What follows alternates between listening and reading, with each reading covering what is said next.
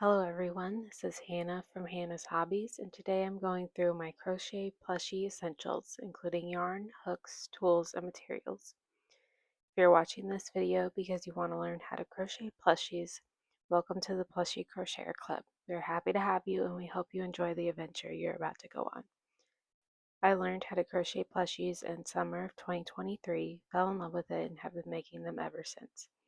I started my crochet business later that year and I've crocheted over 1,000 plushies and have had 35 markets. The first section of this video will go through the things you need to start crocheting plushies, and the second part will be the items that I think are really helpful. One of the most important supplies is yarn. For beginners, I recommend trying acrylic yarn, which is very affordable, it's easy to see your stitches, and it's easy to sew with. This is available at pretty much any craft store.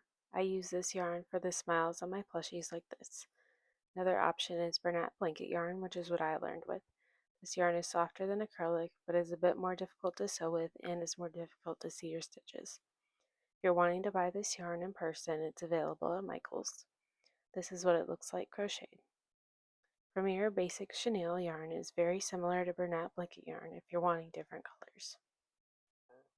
For small plushies, I use Parfait Chunky from Premier Yarn. This yarn is very soft chenille yarn, but because it's a chenille yarn, the ends can shed and it can be difficult to sew with.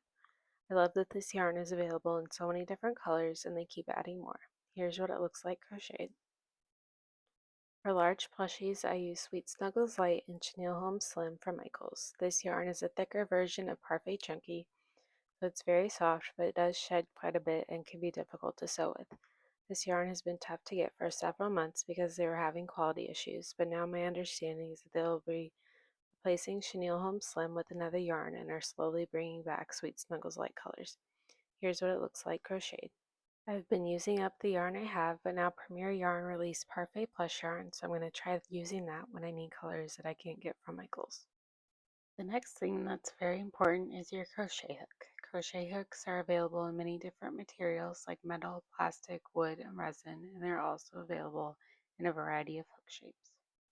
When you're learning, it can be difficult to determine what size hook to use. When you look at the label on your yarn, it will recommend a hook size that will likely be much larger than you need for plushies. I recommend getting a basic set of hooks that have a variety of sizes.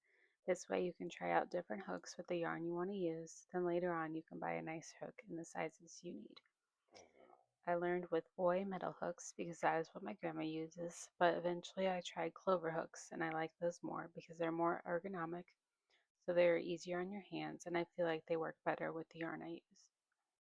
I use a 4.5mm with Parfait Chunky and a 5.5mm with Sweet Snuggles Light, Chenille Home Slim, Bernat Blanket, and Basic Chenille.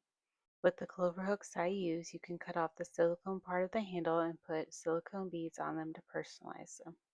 So that is what I've done with mine. Here are some other beads that I have for my hooks. There are people online that make these hooks as well as many other types of hooks.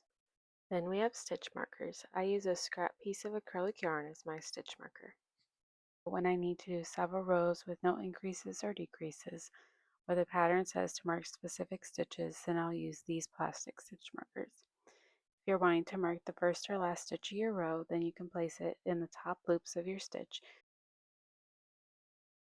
Or if you're using it to mark a certain number of rows, you can place it in between rows like this. I've used these that you turn into your work, but I've had these fall out, so I don't use them anymore. You can also use safety pins or these stitch markers that are very similar. You can also get ones with a keychain clasp. There are people that make stitch markers with different charms like these, and you can even get stitch markers to remind you what hook size you used for the project. Tapestry needles are next. They are metal needles that are bent at the end to help you get through your stitches. You'll need these to sew on pieces, sew pieces closed, and I also use them to tuck the ends of my yarn into plushies. I've tried plastic needles, but I find them more difficult to work with. Every crocheter needs a good pair of scissors. These are my favorite. I like that they are small but still comfortable to use. They are pointed so you can get really close to what you need to cut. They're sharp so they'll cut your yarn cleanly. I've poked myself a few times with these, so please be careful when using these or any other pair of scissors. You'll need something to hold your tools, so I use these plastic containers. I keep my hooks, needles, stitch markers, and scissors in them. I'm crocheting at home or packing up supplies to crochet somewhere else, then I make sure I have this box and I have all the tools I need. You're going to want to determine what kind of eyes you want to use. I only use black plastic safety eyes. These have two pieces, the front of the eye that goes into your work and a back that snaps on and keeps it in place. These come in a variety of sizes. I use 8mm and 10mm for my small plushies. For big plushies, I mainly use 16mm, but I also use 12 and 20. These eyes can be a choking hazard because of the small pieces, so they should not be used on plushies for small children or pets. To make a plushie safer, you can embroider on the eyes. There are people that paint safety eyes and ones that make felt eyes that you glue onto your project with a hot glue gun. The plastic safety eyes can be difficult to snap on, so I use this tool. There's an open side that goes on the back and the closed side goes on the front. All you need to do is place the front of the eye where you want it, place the plastic ring on the back, and place your tool and squeeze it. There are also tools like this which work well, but if you're putting a lot of safety eyes on, the other tool will be much easier on your hands. Next is something to stuff your plushies. I used polyfill, which looks like this and is the same material that you could use to stuff a pillow. This is available in many different size bags and boxes. I go through a lot of stuffing, so I usually get a 20-pound box. We'll check the prices at different stores to see what the best deal is.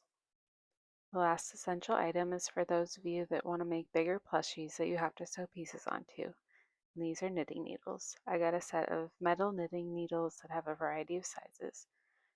If you want to sew two pieces together, you get them lined up, then stick the knitting needle through both pieces, and that will help keep things in place while you sew them together. If you're wanting something cuter to use, there are people that make ami sticks, which are very similar to knitting needles and have different silicone beads on them. I like to cake all of my yarn so that it's wound up like this. That way I can get any knots out while I'm winding it instead of having to get them out while I'm crocheting, and my yarn looks really nice on my shelves. I use this yarn winder to cake all of my yarn. You can get cheaper plastic ones, but they're more likely to break and usually can't hold as much yarn. So if you're going to cake a lot of yarn, I suggest investing in a better quality winder. I've been using this for 2 years and have wound hundreds of skeins of yarn and have not had any issues with it breaking. You'll want to make sure that this piece is screwed on tight and it's well secured to a table or countertop. To secure the ends of my skeins, I like to use these little clips. All you have to do is hold down the end of the yarn and clip this on to that end, then your skeins won't unravel. When I'm crocheting, I like to use a yarn holder like this. All you have to do is unhook the magnet, put the stick through your skein of yarn, and put it back on the magnet. Then you can easily use your yarn. I was using this yarn holder, but my yarn kept getting stuck underneath, so this is my backup now. I use compression gloves when I'm crocheting for a long period of time or I'm crocheting outside and it's very hot or humid, so the yarn doesn't stick to my hands. I'm not a medical professional, so I encourage you to do your own research on if you want to try using these. If I'm crocheting for a long period of time at home, I'll use a pillow like this. These are sold as pillows to help you feed a baby, but you can put it around your waist and rest your arms on it to help support your elbows and wrists. When I want to bring a crochet project somewhere to work on it, I'll put everything I need in a reusable shopping bag like this. They have a lot of room and are perfect for what I need. Companies make bags meant for crocheters, but I don't need all of the pockets and compartments those have. I use resealable bags to hold my scrap pieces of acrylic for my stitch markers and to hold little plushies or pieces like this bag of little chickens that I need to finish. That is all I have for this video. I hope you found it helpful and have a better idea of what you need to start crocheting plushies. I wish you luck and want to remind you that it might take a few tries to get the basics down, so please don't be discouraged by that and keep trying if you really want to learn. If you have any questions, feel free to leave a comment or you can message me on social media or through my website. Everything I talked about will be linked below. Thank you for watching.